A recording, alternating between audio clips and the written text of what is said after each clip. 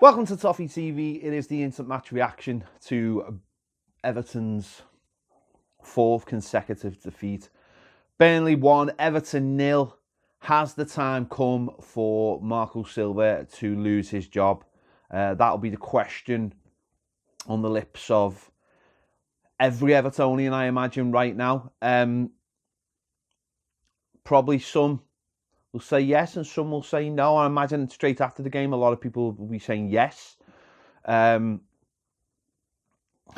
I mean, the simple facts are Everton have gone to Burnley after 4 defeats in 5 Premier League games, and have been ultra defensive, really. Played one up front again, played 2 holding midfielders, and really not done anything. You know, we've lost a man through Seamus Coleman being sent off. Took Sigurdsson off, brought Sidibe on, and then did very little. You know, they scored and then we made a change and didn't actually take Schneiderlin off till the 84th minute for Andre Gomez. And I just think that's, if there's any reasons to get rid of a manager, it's not always about the results, although a big part is about the results. And a lot of people can say, you know, it's a knee-jerk reaction if it's just about results, or you were unlucky there or wherever. I watched that game today and I was completely bored from the first minute. It was a horrendous game of football, won by horrendous defending. And fair to Jeff Hendricks, it's a really good finish, but you know, if you're that marked and you've got that much space at the back post, you should be hitting the target. Everton are just lacklustre, one-paced, don't seem to have any creative spark. The centre forward, it doesn't matter who the centre forward is 20 yards ahead of the midfield because the midfield's got no pace in it. And quite frankly, I think there's enough reasons there to make a change. I honestly don't have a clue what this manager's trying to do. If he wants to play a system but hasn't got the players to play it, you've just got to play the system anyway and let it bed in for the other players. If you want Iwobi in your midfield, put him in your midfield. Or if you want Iwobi as a front three, then create a front three. But what you're doing at the moment isn't good enough and isn't going to win games of football. And a lot of people saying last week, oh, a lot better performance, but it was all about today. And we were horrific, absolutely horrific. Burnley were terrible. And I imagine we finished the game in the high 60s or the low 60s with the possession, or certainly till Seamus Coleman got sent off, we would have been. It was a horrific game of football and we were terrible. And you're watching other teams out there. I mean, Aston Villa have gone to Norwich today and won 5-1. You know, they're building something. Okay, that was only their second win of the season, I think. But you can see they've been unlucky in games and have gradually been getting better. Can you say that about Everton? Can you say, oh, every game we've been unlucky, but you can go, oh, we're getting better and better? And the answer to that to me is no. And I look at the manager and I just look at a manager who's completely devoid of ideas. A manager hasn't got a clue. And for me, he's also a manager that doesn't seem to be able to handle maybe some of the personalities of the dressing room. I mean, why is Sigurdsson still playing? Why is Schneiderlin still playing? Why is Seamus Coleman still playing week after week with anyone sort of pressure on them? To me, they're 3 of our biggest problems. And yet they play every game. You know, and I'm not going to put it all down to Marco Silva. And this is something I mentioned on Twitter earlier and it got mixed reaction. But Marcel Brands not getting us another centre-back, I think, has been a real problem. Someone with pace. He hung on for Zuma. Whereas he should have just said, they're not selling, we're going to go and get someone else. Because we don't have that pace at the back. And don't get me wrong, the centre-backs didn't play badly today. I thought Mean actually had quite a good game. And Keane was okay. But not having that pace at the back means that you don't have that security blanket of someone who can just get back. And it means sometimes you have to play that DM, or certainly in Silva's mind, you have to play that extra DM. Last year, we went there and played 3 centre-backs. Now, that might be more because, you know, he thought we had more of a team going forward, but we played 3 centre-backs and handled everything they had to throw at us and ended up winning the game 5-1. very, very comfortable. Yeah, when they came to Goodison, May, very, very comfortable win. With Kurt Zouma on the side. And I'm not saying it's all down to that, but certainly losing Ghana, which has just been a massive miss. I think people are starting to appreciate how big a miss he is in our midfield. Well, I think a lot of people have already know that. But having the pace of Zouma at the back as well is a big loss, a massive loss. And we're not compensating for it. And I know a lot of people will say, well, how does that mean we're the problems at the other end? It is, the problem is at the other end, but maybe, not having the pace at the back means he doesn't think we can set up as attacking. So that's another problem. And that comes down to, poor buys in the summer, simple as that. I don't know. I mean, if the decision's going to be made, it should be made now, because we come back and we play West Ham. But the decision should be made now. Everton should have already had our ideas in their heads if they were considering sacking the manager. People that they want to give the job to, or certainly want to approach to give the job. It shouldn't just be make a decision and then see what happens. It can't be that. So again, we'll have to wait and see what happens. But that's not about someone being sent off. That was awful. That was absolutely terrible. Maybe if he hadn't been sent off, it would have finished 0-0. Honestly, because I just don't see where we would have scored. It was just horrendous. Absolutely horrendous. And we're sitting here again, and again, this is not knee-jerk.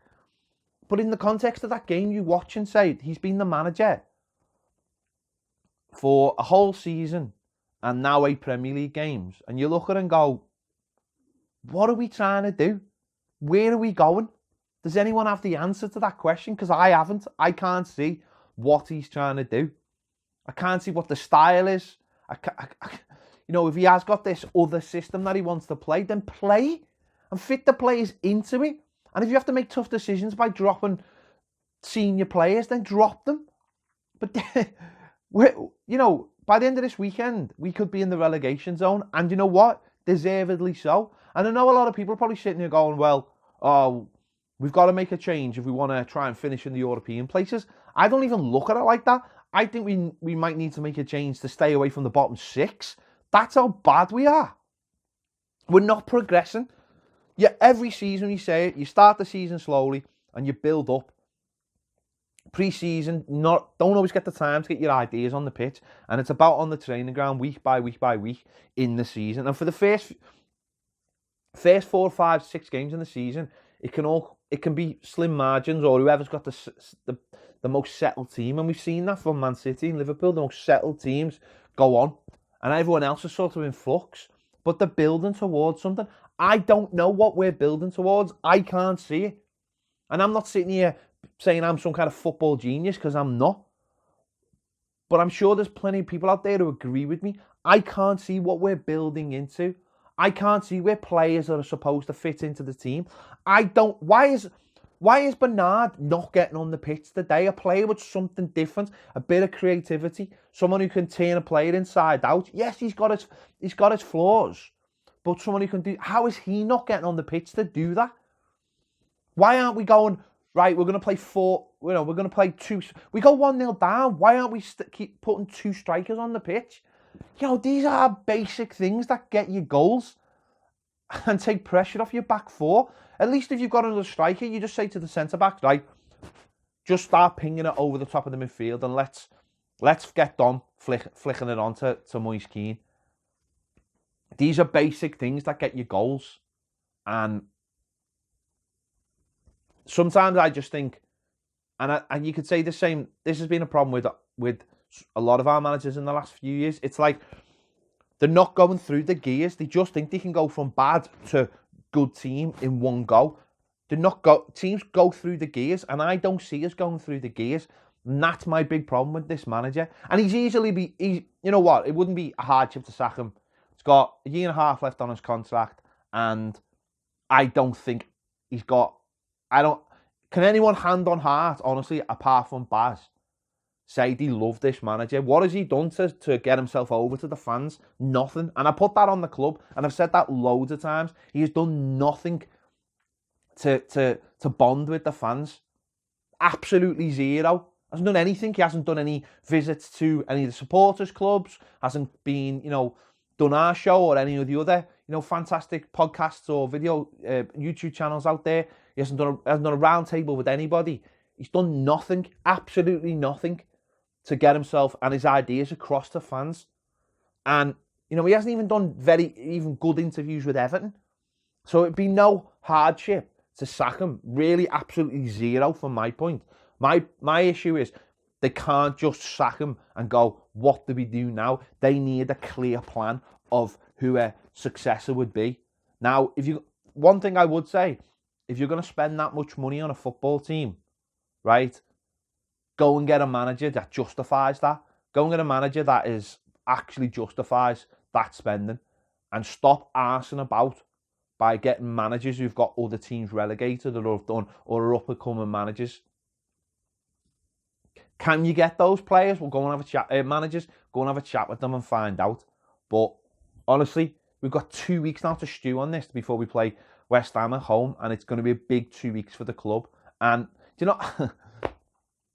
doesn't even matter what anyone else is doing. It doesn't matter. It's all about Everton. And you know what? The worst thing is, though, the worst thing is, there's a lot of poor teams. You look at Tottenham start. You look at Man United start. You look at, Chelsea and Arsenal are doing okay.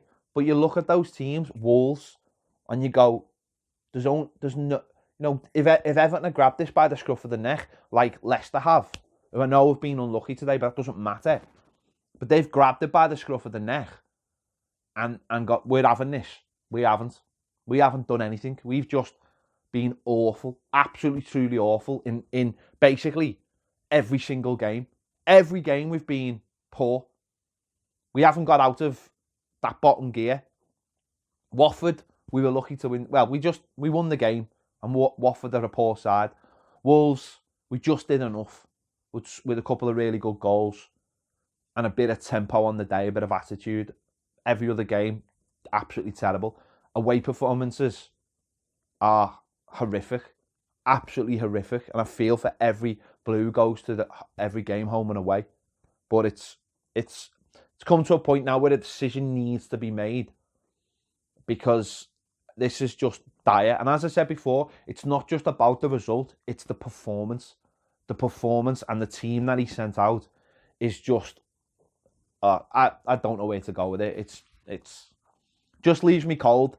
And I've been cold with this manager. Well, he's never ever won me over. I mean, everybody knows that who watches this channel. Everton have got a decision to make. But I just hope that they make it in the right way and don't just go, press the button and go, yeah, put David Unsworth in charge for a month. No, this has to be done the right way. We'll wait and see what happens. We'll wait and see. Anyway, let me know your thoughts in the comments. Give this video a thumbs up if you liked it. Can't really give it anything. Oh. I'll be doing my player ratings, and Baz will be doing his match reaction and his 3 things. Thanks for watching Toffee TV. I'll see you later.